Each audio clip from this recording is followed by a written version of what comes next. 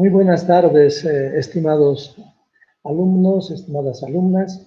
Vamos a desarrollar un tema que está muy hilvanado, muy relacionado con el anterior tema que hemos revisado, y es el hecho del psicoanálisis. El psicoanálisis como una forma de abordar la mente, como una teoría de la mente, y una forma de analizarla, estudiarla y también hacer un tratamiento. A través de haber abordado el psicoanálisis, sus generalidades, debemos comprender que han sido las bases para que vayamos desarrollando todo lo que sería después la psicoterapia.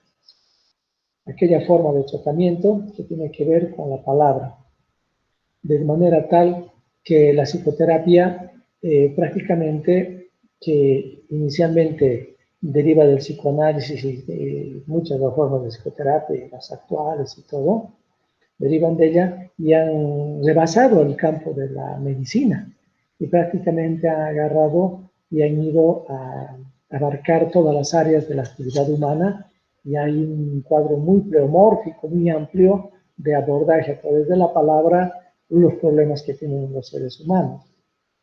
De manera tal que podríamos definir la psicoterapia como una forma de tratamiento por medios psicológicos, utilizando la palabra y creando la relación empática con el otro sujeto, con el propósito fundamental de ayudarle a remover los síntomas, atenuar patrones de conducta indeseables y que llevan a dificultades de relación con los demás, a mejorar el fundamento de la personalidad, a tratar de pulir, a tratar de ser más eficiente en todo este terreno. Entonces, básicamente, este era el marco en el cual se planteaba la psicoterapia y de esta manera se abordaba dentro del campo de la medicina. Muchas escuelas han surgido y ha habido entonces, nos decía, un extenso campo de acción sobre esto, pero también ha habido muchas personas que se han involucrado en la psicoterapia y se han creado escuelas, se han creado técnicas, métodos que buscan mejorar a través de este abordaje de la palabra y el conocimiento de cierto encuadre para resolver los problemas. Entonces, más que analizar las diferencias que hay en cada psicoterapia, porque esto nos lleva un poco al desconcierto de los médicos. Habiendo psicoterapias de diversa manera, de diversa característica, de diversas finalidades, entonces se hace como una pequeña bolsa donde hay muchas cosas que están revueltas. Entonces, para abordar esto, y me parece muy pertinente, agarrando el texto de referencia, que es el libro de Psicología Médica de Ramón de la Fuente Muñiz en esta primera etapa, un profesor mexicano que afortunadamente tuve la ocasión de ser alumno suyo. Vamos a revisar los que más bien son aspectos que son inespecíficos, pero que son compartidos por muchas de las formas de las psicoterapias en general. Y esto me parece más importante que analizar las características de cada una de las escuelas o corrientes o tendencias psicoterapéuticas, sino qué cosas la hacen una situación común. La primera, confianza, que es básica en este tipo de actividad. La expectativa de recibir ayuda del sujeto, obviamente, un esquema racional que sirve por un encuadre adecuado, que es aceptado por el conjunto, el grupo, la sugestión, que siempre está presente en todo tipo de actividad psicoterapéutica, la persuasión, el aprendizaje que va motivando un cambio, la fe y la esperanza. Todo esto está básicamente presente y básicamente constituido en lo que llamaríamos los mecanismos específicos de las psicoterapias. Entonces, hablando de la fe, este es un elemento fundamental. Podemos decir que podemos definirla como la confianza en el médico y en la medicina que practica el especialista. Y esto es una situación básica. Es una imagen interna que va surgiendo en la mente del sujeto sobre algo en que se puede creer, en lo cual se puede apoyar. Es una entidad suprahumana que puede ser en esta situación que trasciende al ser humano o la ciencia o la técnica, pero es creer en algo. La fe opera independientemente de su contenido.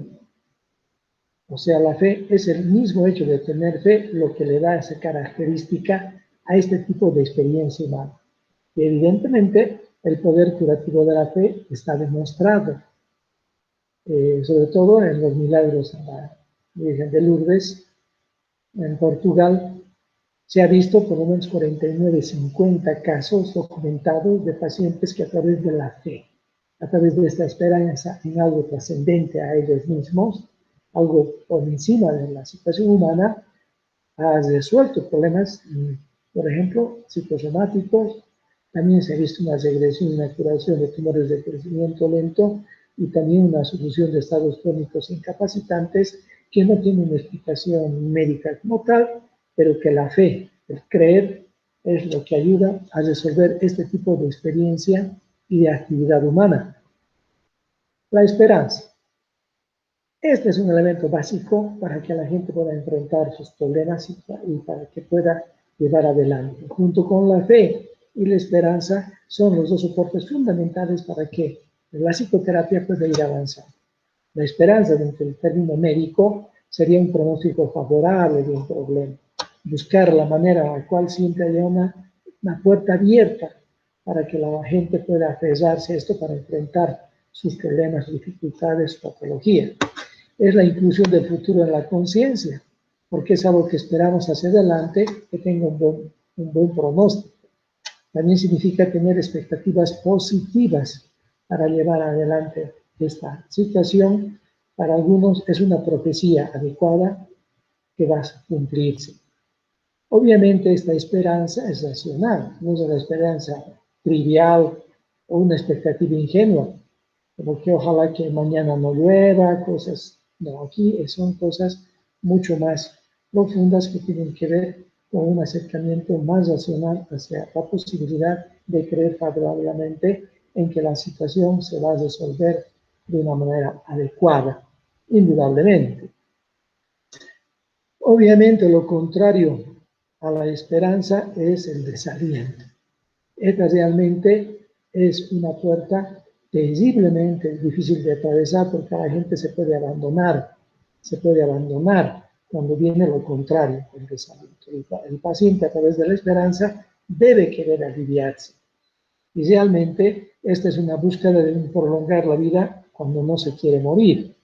Y esto es interesante ver que hay pacientes que a través de la esperanza pueden sobrevivir más tiempo en enfermedades terminales porque tienen la expectativa de que algo bueno va a ocurrir dentro de la gravedad de su proceso.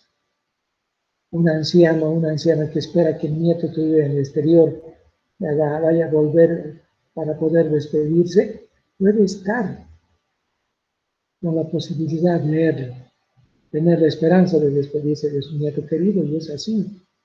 Llega el nieto, se despide y el familiar fallece. Esta es una experiencia humana que hemos visto, no solo vez. También el hecho de que la esperanza evita que uno se dé por vencido.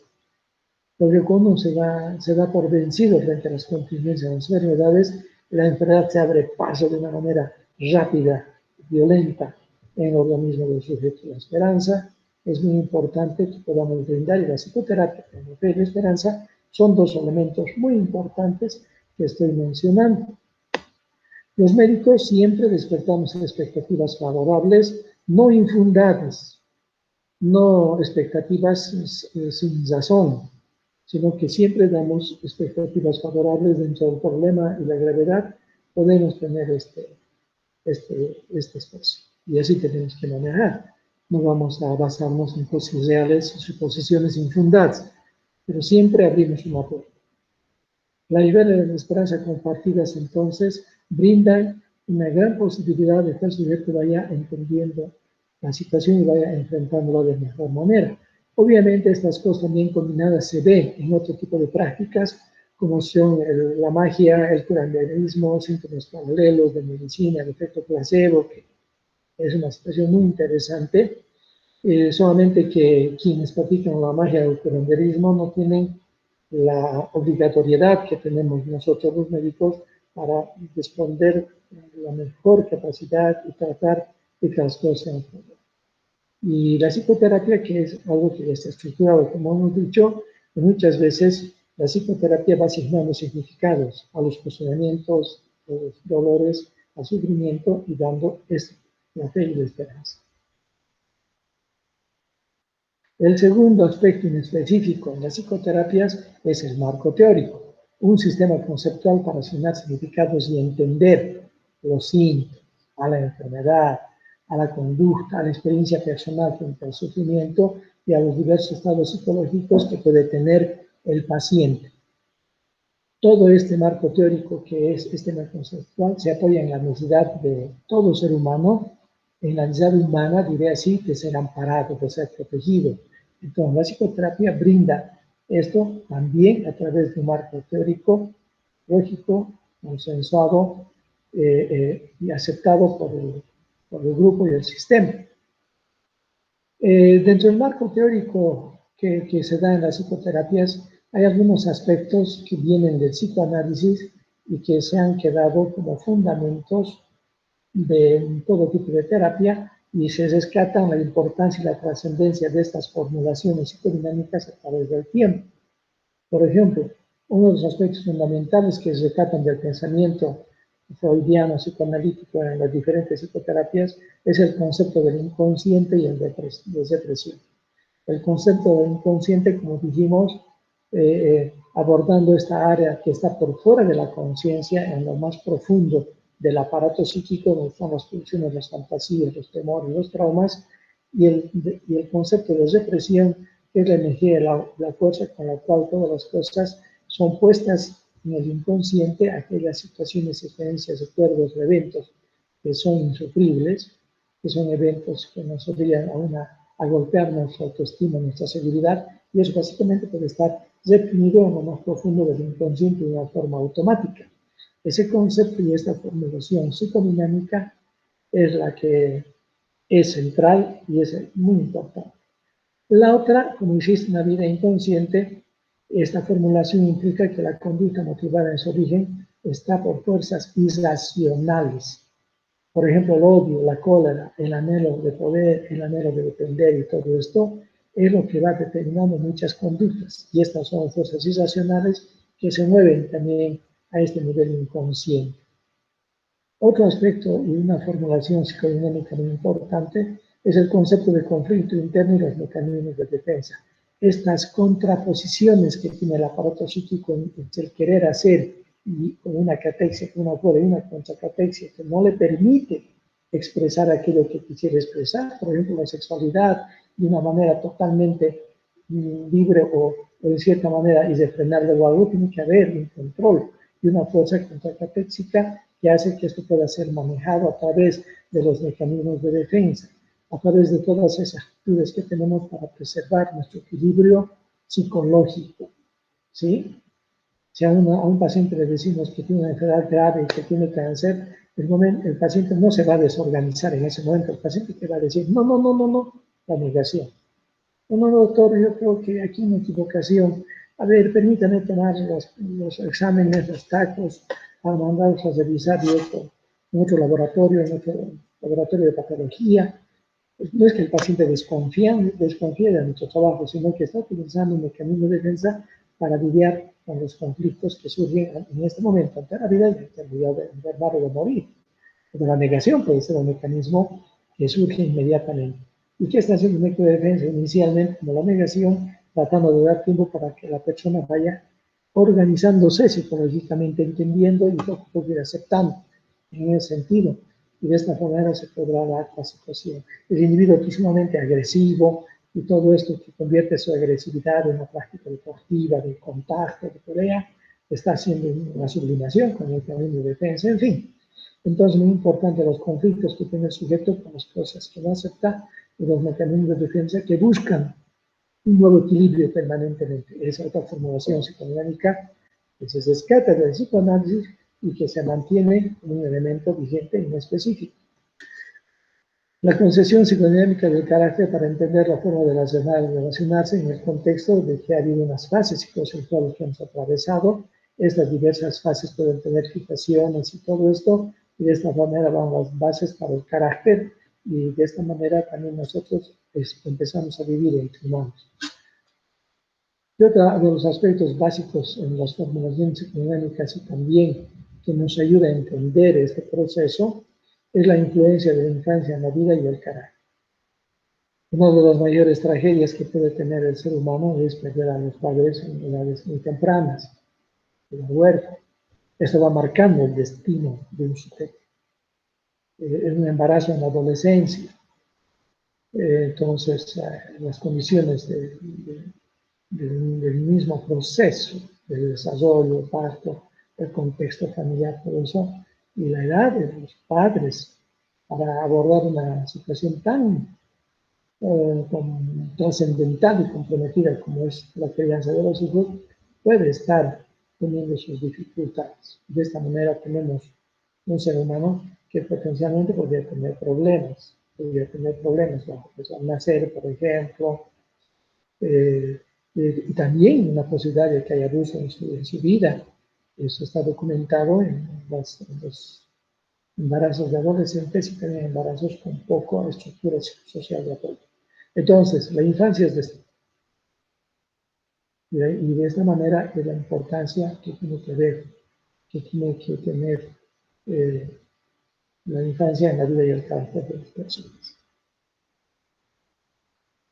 Entonces, el inconsciente y toda la corriente psicoanalítica tienen un gran peso a lo largo del siglo pasado y todo esto, pero a principios del siglo pasado empezó a declinar el estudio de la conciencia, haciendo que el psicoanálisis y el conductismo tengan una menor injerencia, porque se empezó a buscar lo que se llamaría la vuelta a la conciencia, el hecho de que la conciencia, el hecho de percatarse, sea el elemento central para las diferentes psicoterapias, y entonces surge la psicología de la conciencia, como una forma de abordar ya con una técnica y un marco teórico diferente, y hace énfasis en la conciencia, en esta área de percatarnos donde debemos darnos cuenta de, y los pensamientos, las cogniciones que tiene el sujeto. De hecho, surgen las teorías cognitivas, que es una forma de representar la conciencia como un elemento central en la terapia. Por ejemplo, Kelly habla de construcciones personales y cómo la persona va teniendo esquemas que se va haciendo sobre su vida y sus problemas. Aaron Beck ha hablado mucho y ha desarrollado una interesante forma para la depresión, sobre todo el que llama psicoterapia cognitiva. Y vamos así revisando algunos aspectos generales como información general. Entre las teorías cognitivas mencionadas de Kelly, estas funciones personales, los hombres hacen predicciones, hacen escenarios y se fijan expectativas. Estas expectativas que se han creado influyen poderosamente en la conducta del sujeto. En ese tipo de técnica cognitiva se hace un análisis lógico, empírico, pragmático de estas creencias disfuncionales, de estos escenarios que tenemos que desmontar. Y este es un trabajo que se hace plenamente a través de la conciencia. En las teorías cognitivas de Beck, como adelantamos, la psicoterapia cognitiva se basa en un principio que ya Epícteto, un filósofo griego, mencionó. No nos perturban las cosas que nos pasan, sino la percepción que tenemos sobre las cosas que nos pasan. Entonces los eventos de la vida están ahí, viene todo el aparato sensorial, perceptual y la conciencia para entender, se hace un proceso de tratar de percibir todo lo que se ha vivido, luego una respuesta. Entonces aquí es muy importante. Si yo soy una persona, suspicaz, desconfiada, paranoide, estoy en mi casa, estoy leyendo un libro, escucho una ventana que se cierra, alguien puede estar entrando, ¿qué pasa? Alguien me puede estar persiguiendo, y entonces con angustia me levanto a revisar las ventanas. En cambio, soy una persona tranquila, estoy leyendo un libro y escucho que se cierra la ventana con fuerza, digo, debe ser el viento.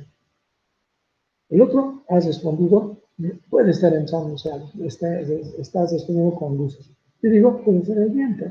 Lo estoy recibiendo con tranquilidad, siendo el mismo evento. Me levanto y voy a revisar si la ventana está cerrada o qué ha sucedido. Entonces, es así la forma en la cual, de una manera muy general, muy burda, estoy explicando que no nos perturban las cosas que nos pasan, sino la percepción que tenemos sobre las cosas que nos pasan. Sobre eso trabaja la psicoterapia cognitiva, y va encontrando errores lógicos del pensamiento que va teniendo la persona sobre lo que le sucede y lo que cree que le va a suceder, sobre lo que observa, sobre la forma en la cual procesa este tipo de información y obviamente da una respuesta. Entonces es muy importante no lo que sucede, sino la forma en la cual procesamos todo esto. En eso va trabajando y basándose la psicoterapia de Beck. Beck también dice que las personas tenemos errores cognitivos.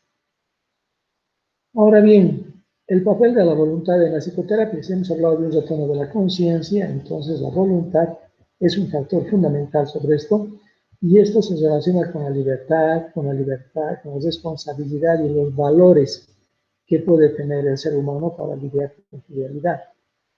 Nos sentimos responsables de lo que sucede, pero a veces también nos hacen responsables de lo que sucede, aunque no tengamos una injerencia directa, pero es una conducta humana y un centro humano que he dicho. Ahora bien, dentro de ciertos límites de su propia realidad y de sus propias posibilidades de libertad, el hombre es capaz de creatividad, autorrealización. Y esta frase que está entrecomillada, el margen de libertad es siempre estrecho. Los hombres hemos trascendido a la naturaleza, no somos parte, hemos nacido siendo parte de ella, pero al mismo tiempo hemos emergido de ella y la hemos empezado a dominar, hemos empezado a trabajar la naturaleza, siendo nosotros también naturaleza. Pero esta nuestra incidencia no ha sido también del todo bien. Ahora vamos enfrentando una serie de tragedias por el calentamiento global y por la mala gestión, digamos así, de los recursos y de la energía. Ahora estamos en problemas. Estas terribles inundaciones que hay, deforestación, estos incendios, el aumento de la temperatura, la muerte de muchas especies, el aumento de la temperatura en el mar, bueno, es parte también de esta situación del ser humano, de la emergencia.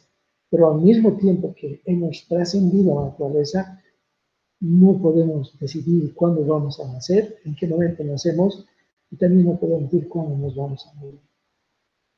Estamos atrapados de nuestro cuerpo mientras vivamos. No podemos trascender a él. Y tenemos que vivir en este margen de libertad estrecho. Y nuestra voluntad, nuestra conciencia, que no es plena.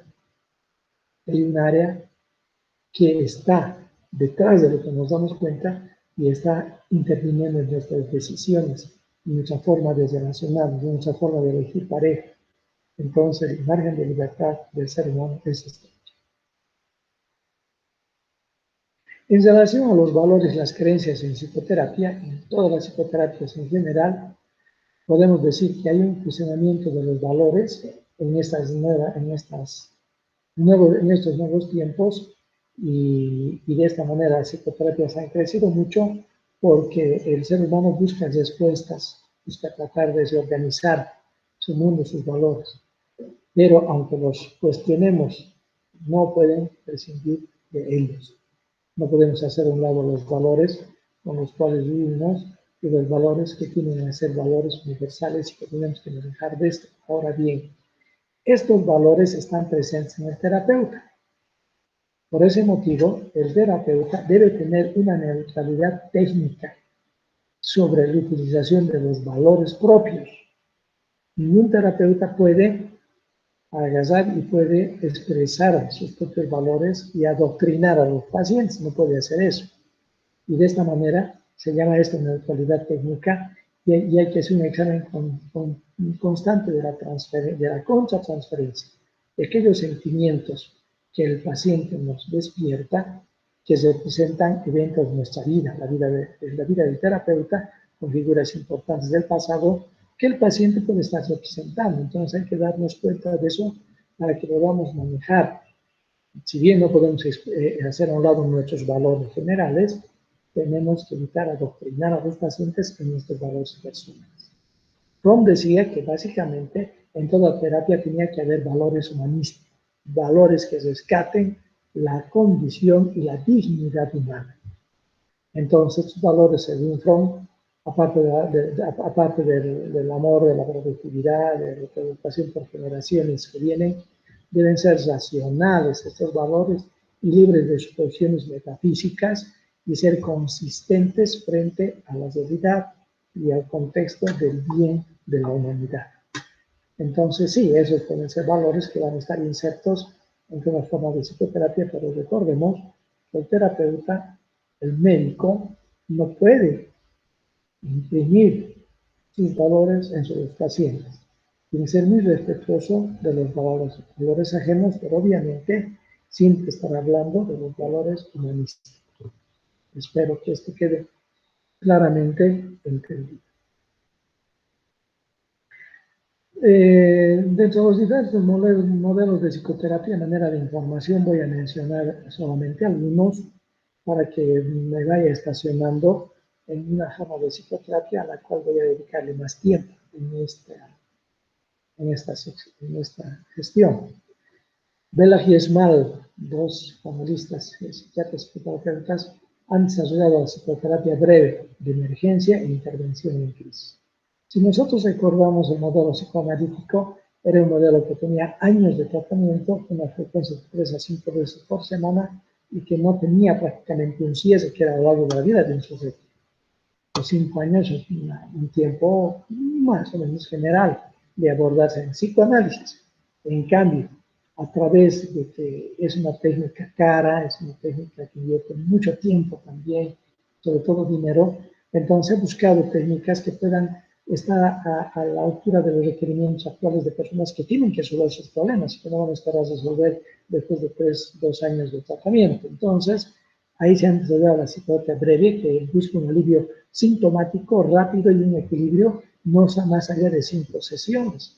O sea, en un mes y medio, se puede lograr que la persona logre este tipo de aspectos de solución sintomática y equilibrio de sus problemas. Esa es una forma. Uno podrá decir, que debe ser muy sencillo. 5 sesiones no, porque básicamente Bela y Esmal vienen del psicoanálisis y ellos entonces agarran todo el conocimiento del psicoanálisis y lo tratan de plasmar en algo que sea más práctico, más adecuado, y esto se puede hacer. Y esto de las 5 sesiones técnicas donde se busca aliviar sintomáticamente y encontrar un nuevo equilibrio en los pacientes, se basa en estudios donde la mayoría de las consultas son generalmente 5 sesiones. Muchas de ellas se prolongan a lo largo del tiempo y edades, pero en general las 5 sesiones son un número de que es referente a que los pacientes van a las consultas. Generalmente es el número que se realiza con buena adherencia. Obviamente, uno puede agarrar y puede hacer un nuevo contrato después de que ha solucionado ciertas cosas, pero la clave es que sea breve y de emergencia. Malan hace una teoría focal, habla de un triángulo de conflicto y dice hay que analizar bien los mecanismos de defensa que tiene el sujeto, la ansiedad, por otro lado, que le está provocando su problema, y los sentimientos inconscientes que están detrás de todo esto. Entonces va tratando de ubicar, focalizar el conflicto basándose en esta trípode de abordaje y de conocimiento. Luego también en las nuevas tendencias está la psicología del yo, de esta área de la estructura de la personalidad que tiene que controlar tanto al superego y al ego, o al superego. Trata de que las fuerzas del inconsciente y las fuerzas morales tengan que ser manejadas a través del yo, el área de contacto con la realidad del sujeto que en gran parte es consciente y que lidia con sufrimiento. Bernard Klein lo que hace es favorecer la regresión del sujeto para romper las defensas, reproduce los conflictos infantiles y de esta manera entonces consigue que el sujeto vaya progresando en una mayor fortaleza biológica. Harman, otro psicoanalista, también maneja pensando de la psicoterapia, hace que se favorezcan las defensas sanas del sujeto y las fortalece para que tenga una mejor forma de lidiar con esta manera de controlar el sufrimiento, de resolver aquellas cosas que son inaceptables y se las hace mejor. Y Jean Lacan, que ha sido un sujeto que ha introducido la filosofía y la lingüística del psicoanálisis hacia las psicoterapias y que esa es básicamente su teoría de abordaje de los problemas humanos. En estas nuevas tendencias, obviamente, la psicoterapia psicoanalítica es una psicoterapia creada y que se basa en el psicoanálisis pero lo hacen de una forma mucho más activa y no con Iván vis-a-vis la psicoterapia dinámica breve, que tiene que ver con la situación de número de 5 sesiones, a través de los costos y a mayor necesidad de que los sujetos tengan un apoyo que pueda acceder a la psicoterapia. Se han creado las psicoterapias de grupo, de diferente naturaleza, de diferentes patologías, de diferentes causas de búsqueda de ayuda, y de esta manera se puede abordar a un mayor número de personas y darles el mejor servicio dentro de lo que es quienes manejan como experticia este tipo de experiencia grupal. Se habla de que los grupos ideales son entre 8 o 12 personas, 10, de un número menos, no se elabora mucho, más de 12 personas pueden formar subgrupos, entonces tienen ciertas técnicas de grupo, y tratando de unificar y seleccionar muy bien a los que van a integrar estos grupos de psicoterapia. De esta manera, aspectos de identificación, también de apoyo mutuo y todo esto se va resolviendo. La psicoterapia individual, que se basa básicamente y se presenta lo contrario del grupo, obviamente. La psicoterapia cognitivo-conductual, que desarrolló Aaron Beck, que es una de las más estudiadas y de las más representativas de lo que es la parte cognitiva, la parte de la conciencia, y por ejemplo, en los aspectos de psicoterapia para la depresión, desde el punto cognitivo, se sostiene que la persona, aparte de que tiene los problemas de la depresión y todos los aspectos diagnósticos, tiene errores cognitivos en 3 áreas: en la percepción de uno mismo, en la percepción del mundo y en la percepción del futuro. Cuando está deprimido empieza a tener errores. La percepción de uno mismo no sirvo para nada, soy un inútil. En la percepción de los demás, nadie me va a ayudar, nadie me entiende. Y del futuro, todo es gris, nada se va a resolver. Son errores cognitivos que tiene la persona. Y como está deprimida, estos errores cognitivos depresivos se ponen automáticos. Entonces está desalentado, entonces quiere buscar a una amiga para conversar, le llama y no atiende a la amiga. ¿Qué dice? En su error cognitivo, el paciente dice: no está interesada en atenderme, no me va a atender, no sirve para nada, está desinteresada en ayudar. Y no puede pensar y no darse cuenta de que la persona no está en su casa, o por algún motivo no le está atendiendo. Entonces hay que revisar estos errores cognitivos y decirle: vuelva a llamar, porque usted está haciendo una abstracción de un detalle como un todo. Y son los errores cognitivos que va agarrando este tipo de terapia. Y la psicoterapia de apoyo. Que yo considero una de las psicoterapias más importantes dentro del aspecto médico. La psicoterapia cognitivo-conductual tiene todo un marco teórico muy complejo que tiene que ser abordado y que tiene que ser entendido. Pero la psicoterapia de apoyo es la que los médicos utilizamos más. Los médicos utilizamos la psicoterapia de apoyo porque es la que nos permite ejercer mejor nuestra actividad médica. No vamos a ir desarrollando solamente la terapia cognitivo-conductual en pacientes deprimidos. Con la psicoterapia de apoyo se abre a cualquier paciente que requiera un abordaje psicoterapéutico de su problema médico. Entonces, vamos a dedicar estos minutos de la clase a hablar de la psicoterapia de apoyo. Una vez que hemos hablado de la psicoterapia médica, la especialidad, específicos y todo esto, los tipos de psicoterapia, ahora vamos a desarrollar qué es la psicoterapia de apoyo. Y van a ver lo importante que es en nuestra actividad médica. Es prácticamente la forma más general y digamos más pertinente de la actividad médica en relación a la psicoterapia. ¿Qué es la psicoterapia de apoyo? Es la creación de una especie de andamio, una especie de estructura que soporta al paciente de una manera temporal, o un puente que tendemos para poder ayudar al paciente y para poder ayudarle a reforzar sus sistemas de defensa y vida frente a los conflictos. Es interesante este andamio temporal porque sabemos que lo vamos a soportar, lo vamos a estructurar, porque los medicamentos, la resolución del problema se vaya consiguiendo, y de esta manera podemos ir desmontando luego este andamio que hemos hecho para apoyarlo, para sujetarlo al paciente. Por ejemplo, la psicoterapia de apoyo también, la psicoterapia que se conoce el efecto paliativo del apoyo emocional al paciente y de una atmósfera de atención estable en el cuidado del mismo. De esta manera, entonces, sabemos que este apoyo emocional es muy importante y esta capacidad del médico de poder darle una atención estable. Esto es muy importante en la psicoterapia de apoyo. Como les decía, es la forma principal empleada en la práctica médica general. Esta es la principal psicoterapia que podemos utilizar los médicos porque potencia las prescripciones médicas. Le voy a dar un ejemplo práctico, una viñeta clínica de cómo hacer esto. También puede surgir el descanso para ayudar al paciente de los múltiples eventos estresantes que en un momento de la vida se han presentado en la experiencia personal. O también en la hospitalización. En la psicoterapia de apoyo podemos estructurar la hospitalización para dar un ambiente terapéutico estructurado y controlar mejor todo aquello que está por desorganizar en el paciente, porque el paciente tiende a desorganizarse psíquicamente frente a la enfermedad, frente al problema, frente al estrés, frente a muchas cosas que le toca enfrentar.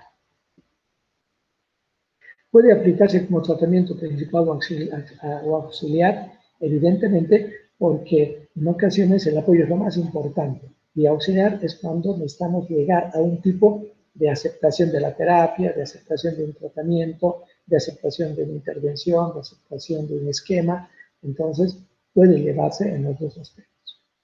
La psicoterapia de apoyo intrínsecamente hace más énfasis en los aspectos externos del paciente más que en los aspectos internos o intrapsíquicos. Podemos tomarlos como una referencia, pero no vamos a trabajar un cambio intrapsíquico. Eso requiere psicoterapias como psicoanálisis, psicoterapia psicoanalíticamente orientada, psicoanálisis a lo largo de mucho tiempo. Acá son los aspectos que está viviendo su vida, cómo está su vida y cómo estamos en este momento.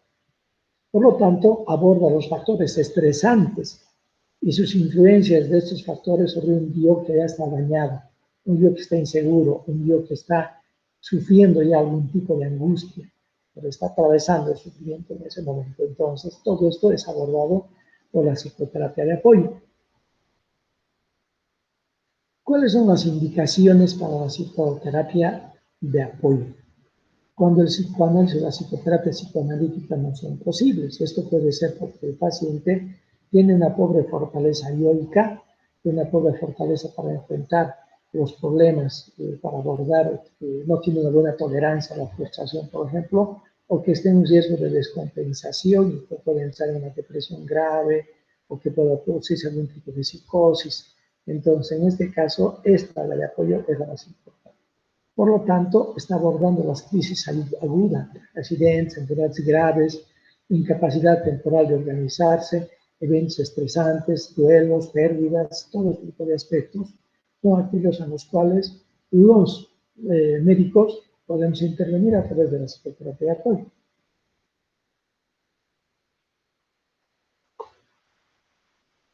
También, como indicación, están los pacientes con afecciones crónicas graves que deben tener un tratamiento a lo largo del tiempo, que deben tener un juicio de enfermedad, una aceptación de su patología y un funcionamiento de biodeficiente que va a hacer que puedan desmoralizarse, dejar un tratamiento y con las serias y graves con complicaciones para la salud. Y evidentemente hay pacientes que no pueden lidiar con afecciones crónicas y que tienen esta deficiencia en su fortaleza yoica. A veces pidieron de consultas para un paciente que no aceptaba la amputación de la extremidad inferior izquierda por un pie diabético y una infección seria. Y había que hacer una amputación supracondyle. Así que no quería firmar no quería firmar el paciente informado, se rechazaba tratamiento y todo esto. Es un paciente que necesitaba un abordaje y ayudarle a resolver esto. Cuando entré a verlo, tenía amputada ya la pierna derecha y una mano. Él se había perdido por una diabetes avanzada y una falta de juicio de enfermedad, una falta de compromiso al tratamiento y un no entender que la enfermedad avanzaba y él no hacía caso de las indicaciones. Lastimosamente, mi intervención debía haber sido años anteriores, cuando se empezó a notar que el paciente no hacía caso de las indicaciones y todo eso. El paciente, con muy poca adherencia, hizo su vida fuera de las instituciones y era para mí muy difícil abordar esta situación y peor para él, tener que sufrir otra amputación. Entonces, la psicoterapia de apoyo puede entrar en etapas iniciales de la enfermedad y puede ayudar a que el paciente tenga mayor juicio sobre el problema y también pueda tener mayor fortaleza para enfrentar ese tipo de patología. Y eso no puede ser el médico. Pero el médico que le va a dedicar un tiempo para hablar y darle este apoyo y conocer este tipo de técnicas que existen para manejar el problema de la patología del paciente. Obviamente, quien quiera abordar mejor tiene los textos de referencia para poder leer mucho más en detenimiento en el sentido de textos que solo hablan de psicoterapia.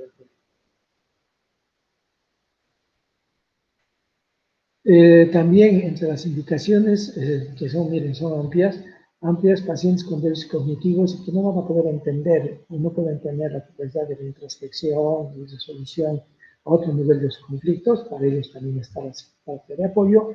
Individuos con falta de motivación psicológica, por ejemplo, sujetos que acuden más por exigencia familiar o institucional, como este paciente o pacientes que no quieren tener un tratamiento, que no entienden bien que es un tratamiento que se quiere que haya una forma de terapia que los vaya apoyando y controlando y que realmente tengan una solución adecuada. Entonces, muchas veces es la institución la que pide. O sujetos que solo estén interesados en un alivio inmediato, problemas muy específicos y necesidades de adaptación social que el sujeto necesita para vivir mejor. Entonces, todo esto está indicado para tener una psicoterapia de apoyo en ese sentido.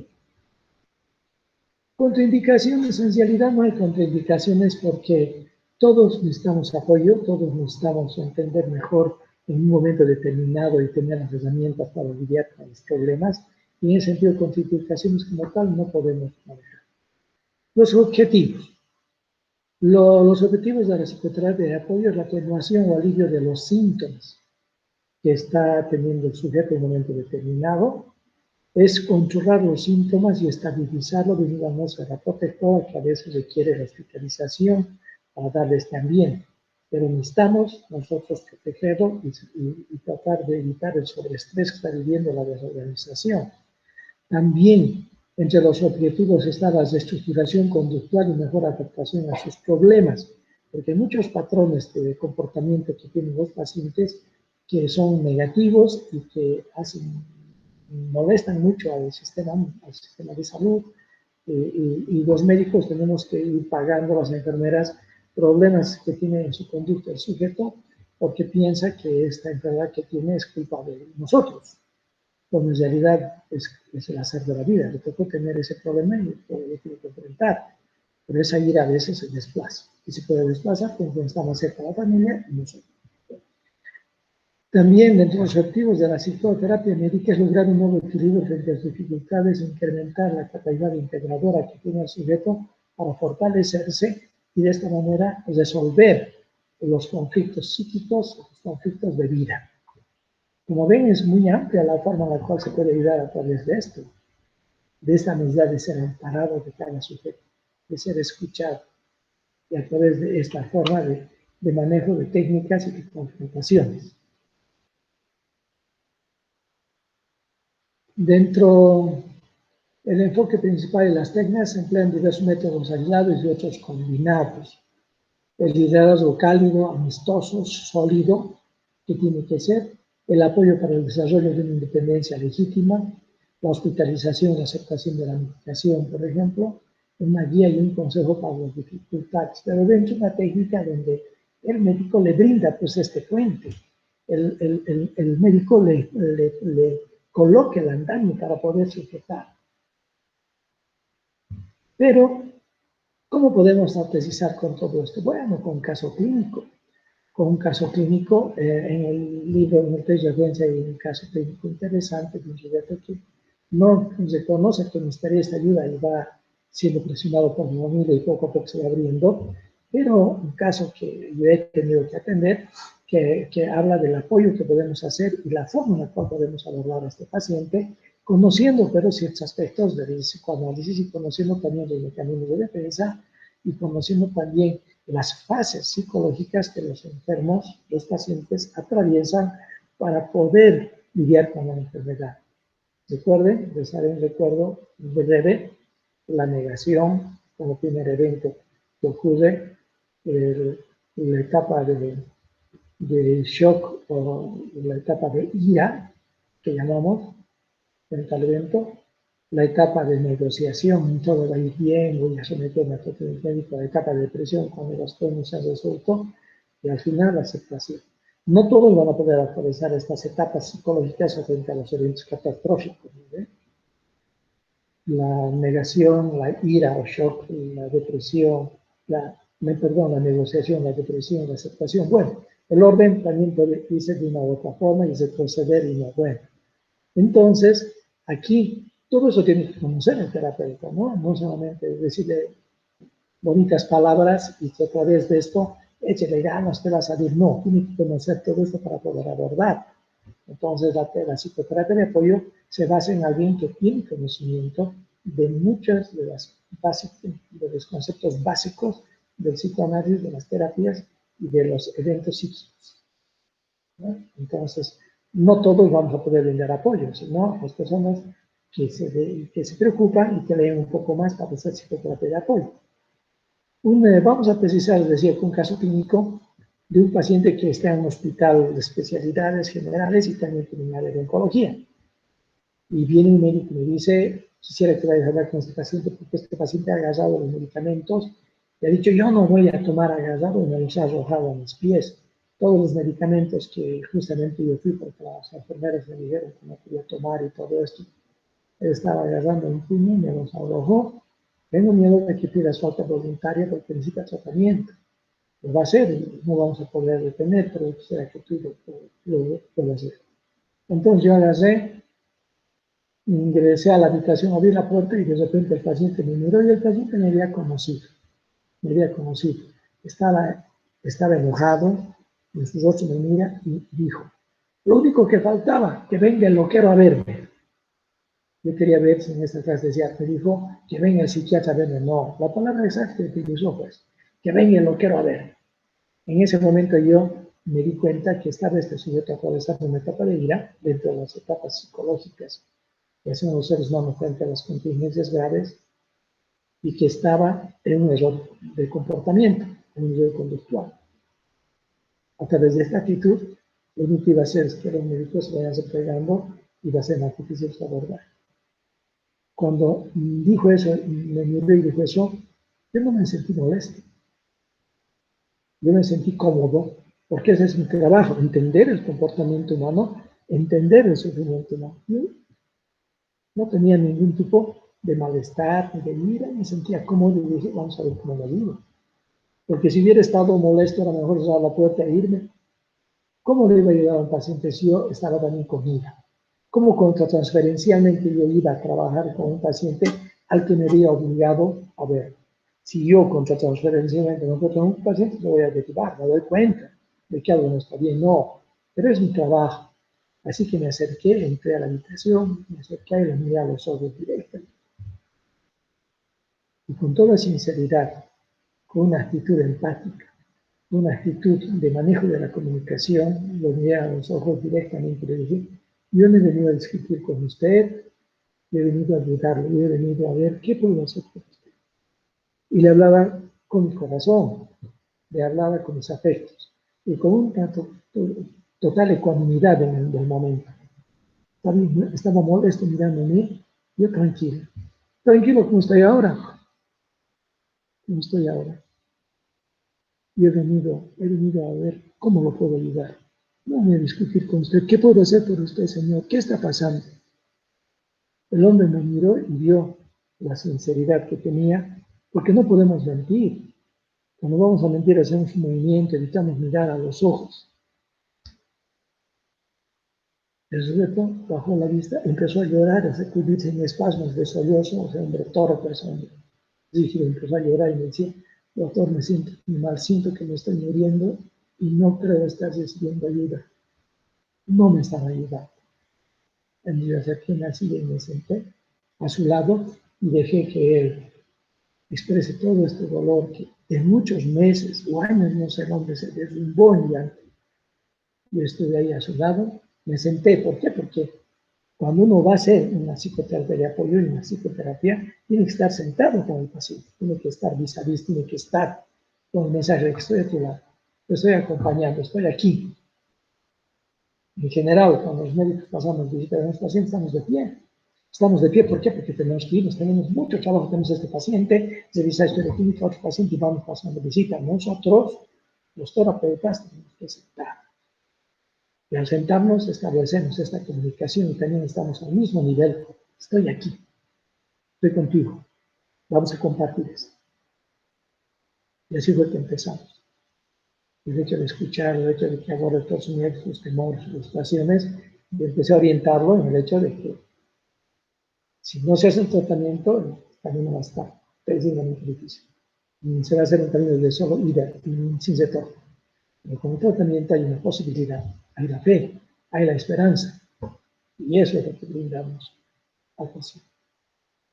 Y a través de esto el paciente aceptó seguir con su tratamiento, y se sintió mejor y fue teniendo la tolerancia a esperar que los efectos terapéuticos vayan surgiendo y las medidas y todo eso. Dejó de tratar mal a los médicos, dejó de tratar mal a las enfermeras, porque a eso estaba llegando. Si se animaba a arrojar los medicamentos, ¿qué les decía a las enfermeras? ¿Cómo las trataba? Entonces fue todo eso un cambio, un reporte. La fe y la esperanza abrieron la puerta.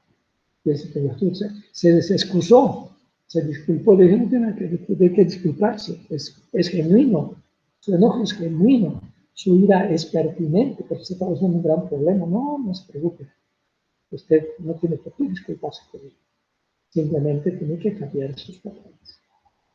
Podríamos hablar de otros ejemplos y otros ejemplos, pero nos vamos a dilatar demasiado, porque cada paciente es único y muchos de estos intervenimos y aliviamos los dolores más grandes, aliviamos las pérdidas de un ser querido, para eso está la psicoterapia de apoyo, pero con una actitud y un conocimiento técnico muy especializado que tiene que hacer. Y sobre todo esa transparencia de la conducta y esa seguridad de lo que nos va a hacer y esa situación de experiencia frente a los comportamientos que podrían sorprender a veces de los pacientes. Las limitaciones de la psicoterapia de apoyo pueden verse como una psicoterapia superficial porque no se introduce al aparato psíquico, pero como ven, nos puede ayudar muchísimo en cierto tipo de pacientes. Debido a que se citan de manera intermitente, el compromiso interpersonal puede no ser tan intenso porque no lo vamos a ver durante meses, lo vamos a ver durante unas semanas solamente. Una vez que está resuelto, quizás en otra ocasión lo volvamos a ver con otra crisis. Entonces, esto puede hacer que ese compromiso no sea tan intenso.